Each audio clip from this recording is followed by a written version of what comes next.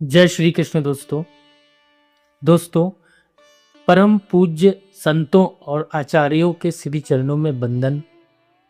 हम जिस अनुपम विषय का चिंतन करने जा रहे हैं वह है भीष्म पितामह द्वारा श्री कृष्ण की स्तुति, जो भक्ति और प्रेम के चरम शिखर को दर्शाता है।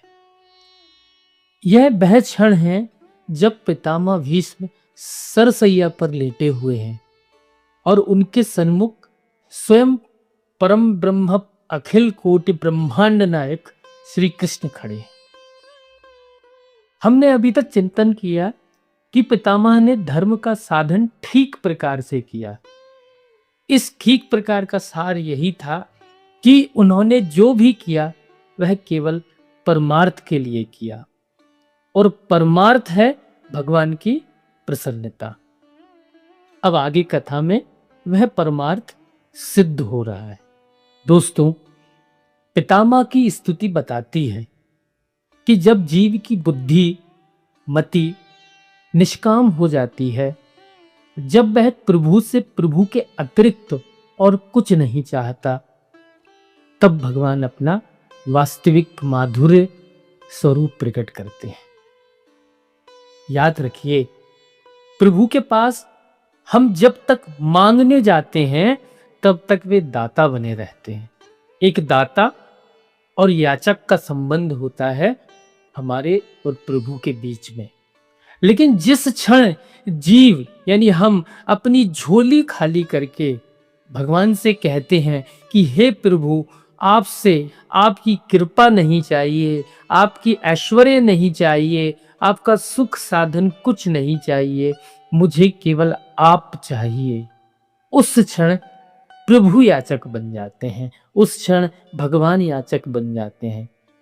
वे उस प्रेम के भूखे हो जाते हैं और अपना माधुर्य प्रकट करते हैं। और दोस्तों, ये स्थिति न किसी तपस्या या कर्मकांड से आती है, यह केवल गुरु कृपा और निष्काम भावना से संभव होती है।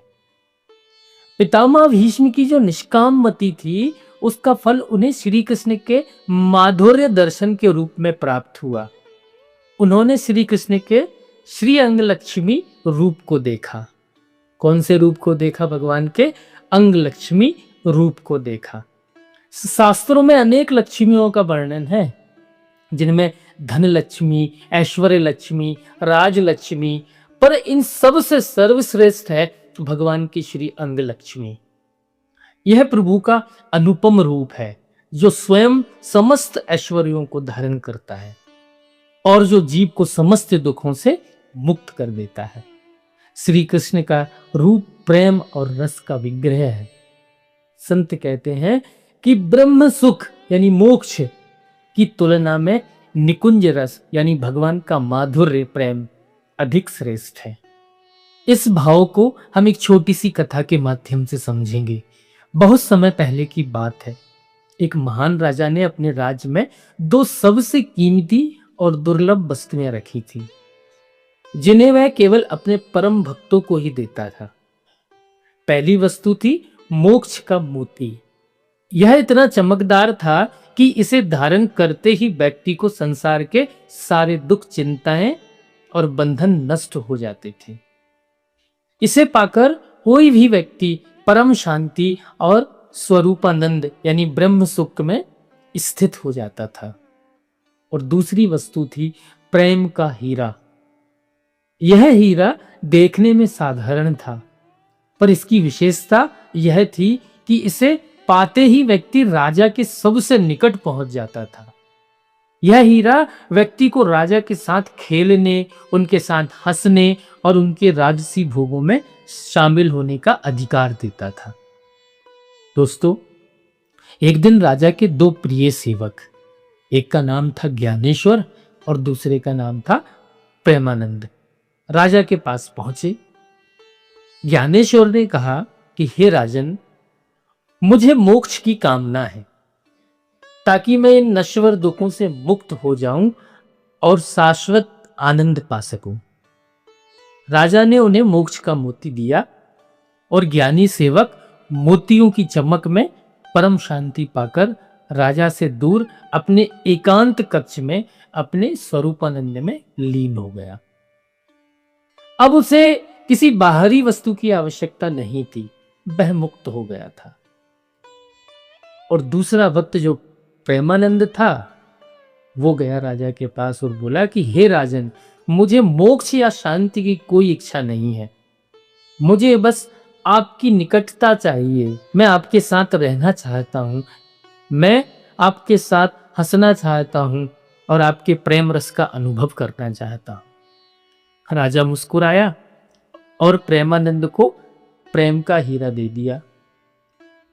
यह हीरा पाते ही प्रेमानंद राजा के महल में आ गए और वह राजा के साथ बैठने उठने, उनके साथ खेलने, उनके बाल संवारते, उनके लिए भोजन परोसते और उनकी खुशी में खुश और उनके दुख में दुख ऐसे शामिल होते। समय बीत गया। एक दिन राजा ने प्रेमानंद से पूछा, तुम्हें वह मोक्ष का मोती तो नहीं चाहिए जो तुम्हारे मित्र ज्ञानी ने लिया था? प्रेमानंद ने पहले राजा की आंखों में देखा, फिर अपने हाथ में रखा प्रेम का हीरा देखा और फिर जमीन पर पड़े धूल के कण की ओर इशारा करते हुए कहा कि हे राजन, जब मुझे आपके साथ खेलने और आपके साथ रहने का अधिकार मिल गया है, तो मुझे वह अकेला और आपसे दूर करने वाला मोक्ष का आनंद की क्या जरूरत है? मुझे तो वह मोक्ष का मोती भी उस धूल के कण जैसा प्रतीत होता है। दोस्तों, यही वह माधुर्य का बल है। मोक्ष का मोती यानी ब्रह्म सुख, यह हमें संसार से मुक्ति देता है और सब बंधन खत्म कर देता है। लेकिन जो प्रेम का हीरा है, वो हमें निकुंज रस देता है, भगवान से निकटता देता है, भगवान के साथ संबंध शुरू करने का मौका देता है। और पितामह भीष्म ने इसीलिए ऐश्वर्य को छोड़कर भगवान की निकटता चुनी, क्योंकि प्रेम का आनंद ही सबसे बड़ा और मीठा आनंद है।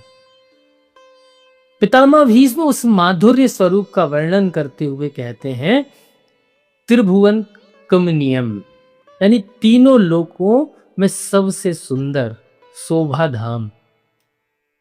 और उनका रंग कैसा है? तमाल वर्णम, तमाल वृक्ष के समान सावरा। यह केवल रंग नहीं है, यह प्रेम का रंग है। सावरे रंग में जो खिंचाव है वह किसी और रंग में नहीं। यह श्याम रंग भक्तों को अपनी ओर खींचता है, जैसे चुंबक लोहे को खींचती है। यह रंग बताता है कि श्री कृष्ण का आकर्षण ही उनकी करुणा है। वे अपने रूप के माध्यम से जीव को सहज ही अपने पास बुला लेते हैं। और रविकर गौर वरांबरम यानी पीतांबर, उस सावरे श्री अंग पर सूर्य की रश्मि के समान श्रेष्ठ चमकीला पीतांबर शोभायमान है। पीतांबर श्री कृष्ण के ऐश्वर्य और माधुर्य का संगम है। वह पीला वस्त्र सावले शरीर पर ऐसे लहराता है जैसे बिजली घनघोर बादल पर चमकती है। और आगे पितामह बड़ी सुंदर स्तुति करते हुए कहते हैं कि श्री कृष्ण के कमल जैसे मुख पर काली घुंघराली अलकें, यानी भगवान के घुंघराले बाल, यह दृश्य अत्यंत मनमोहक है। जैसे कमल पर भंवरे मंडराते हैं, वैसे ही वो काली अलकें उनके केश मुखमंडल के चारों ओर आच्छादित रहती हैं। यह सौंदर्य स्वयं भक्तों के हृदय को बांधने वाला होता है। इस त्रिभुवन सुंदर तमाल वर्णधारी पीतांबर और अलकों से सुशोभित रूप का दर्शन करके पितामह भीष्म याचना करते हैं कि हे भगवान, मुझे न मोक्ष चाहिए, न स्वर्ग चाहिए, न ज्ञान। मुझे भगवान बस आपसे प्रेम हो, आपसे प्रीति हो, आपकी परम प्रीति चाहिए, निष्कपट प्रीति मुझे बस आपसे हो। यह प्रेम की सर्वोच्च अवस्था है, जहां भक्त को प्रभु के अतिरिक्त किसी और वस्तु की इच्छा नहीं रह जाती। और मीराबाई इसी भाव को प्रकट करते हुए कहती हैं कि जाके सिर मोर मुकुट मेरो पति सोई। मीरा जी कहती हैं कि श्री कृष्ण के अनेक रूप हैं, पर मेरा प्रेम तो केवल उस स्वरूप में है जिसके सिर पर मोर मुकुट है, यानी मधुर और प्रेममय स्वरूप। पितामह अपनी स्थिति में बार बार श्री कृष्ण को विजय सखे या पार्थ सखा या अर्जुन का सखा कहकर क्यों पुकारते हैं, इसका कारण है भीष्म पितामह ने उन्हें रणभूमि में देखा कि वे अपने भक्त के लिए क्या क्या कर सकते हैं। श्री कृष्ण ने कुरुक्षेत्र युद्ध में शस्त्र न उठाने का प्रण लिया था।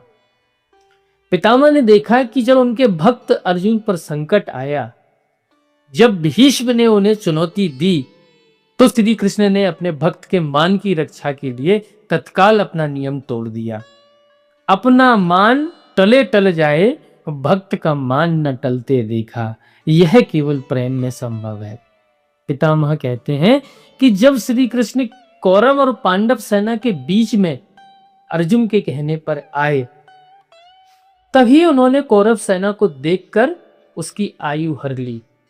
पितामह कहते हैं कि कौरव सेना की मृत्यु तो तभी हो गई थी जब भगवान ने उनकी देखा था, भगवान ने उनकी ओर दृष्टि डाली थी। इसके बाद तो केवल एक खेल बाकी था। मैंने देखा है भक्त की तरफ झुकते हुए तुमको, और सारा यश अर्जुन को दे दिया। और तभी यहाँ भक्त कहते हैं कि करते हो तुम कन्हैया, मेरा नाम हो रहा है। दोस्तों, पितामह भीष्म जानते हैं कि यह ऐश्वर्य संपन्न भगवान परम ब्रह्मा भी हैं, लेकिन उनका है भक्त वत्सल, इसने में पार्थ सखा रूप ही परम प्रेम का विषय है। इसी रूप में प्रीति की जा सकती है। पितामह कहते हैं कि मैंने आप पर तीखे बाणों की वर्षा की, मैंने आपके कवच को खंडित कर दिया, आपका श्रीअंग रक्त रंजित हो गया था। दोस्तों, बाहर से देखने वाले ने देखा कि भीष्म अपने आराध्य पर बाण चला रहे हैं, लेकिन भीष्म के हृदय का भाव क्या था, यह समझना आवश्यक है कि भक्ति क्रिया प्रधान नहीं, भाव प्रधान है।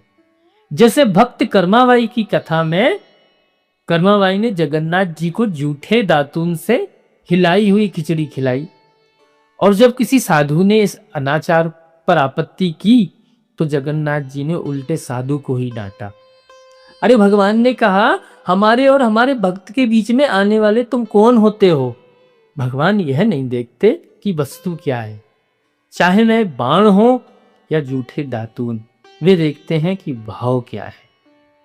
पितामह भीष्म जानते थे कि इस रणभूमि में बाणों की वर्षा के बीच मेरे पास फूल नहीं है, माला नहीं है, धूप दीप नहीं है, इसलिए हे केशव, इस समय मेरे पास हृदय का भाव है और मेरे तरकश में तीखे बाण हैं, इन्हीं से मैं आपकी पूजा करता हूं। पितामह अपने बाणों को फूल मानकर प्रभु के श्री अंग पर समर्पित कर रहे थे, इसलिए जब उन्हें सरसैया पर लेटना पड़ा तो उन्होंने इसे बाणों का प्रसाद मानकर स्वीकार किया। कहते हैं कि मैंने भगवान को जैसा पूजा वैसा भगवान ने प्रसाद दिया। भक्त और भगवान के बीच की इस अंतरंग लीला को कोई बाहर से नहीं जान सकता। पितामह कहते हैं कि मैंने जो प्रण किया था कि आज मैं आपसे शस्त्र उठवा के रहूंगा, यह प्रण अपने बल पर नहीं किया था, बल्कि श्री कृष्ण की भक्त वत्सला के बल पर किया था। भीष्म जानते थे कि प्रभु अपने भक्त की बात का मान रखेंगे, भले ही इसके लिए उन्हें अपना महान प्रण तोड़ना क्यों ना पड़े। जब श्री कृष्ण क्रोध में भरकर रथ का पहिया लेकर भीष्म की ओर दौड़े तो पितामह की आनंद की सीमा नहीं रही। उन्होंने इसे अपने जीवन का सबसे बड़ा सौभाग्य माना। पितामह कहते हैं कि मुझे आताताई ने तीखे बाणों से आपका कवच तोड़ दिया, फिर भी आप क्रोध में भरकर नहीं बल्कि करुणा से भरकर मेरी ओर दौड़े चले आए। यह दृश्य पितामह के हृदय में हमेशा के लिए बस गया। दोस्तों, पितामह भीष्म की यह स्तुति हमें सिखाती है कि धर्म साधन की पूर्णतः निष्काम प्रेम में है। जब हम सांसारिक कामनाओं को छोड़कर केवल प्रभु के माधुर्य रूप में प्रेम की याचना करते हैं, तभी हमें परमार्थ की सिद्धि होती है। दोस्तों, एक बार प्रेम से इस भगवान के नाम का उच्चारण करते हैं। श्री कृष्ण गोविंद हरे मुरारी, हे नाथ नारायण वासुदेवा। प्रेम से बोलिए भक्त वत्सल भगवान की जय। दोस्तों, आज की कथा को भगवान के श्री चरणों में समर्पित करते हुए यहीं विराम देते हैं। जय श्री कृष्ण।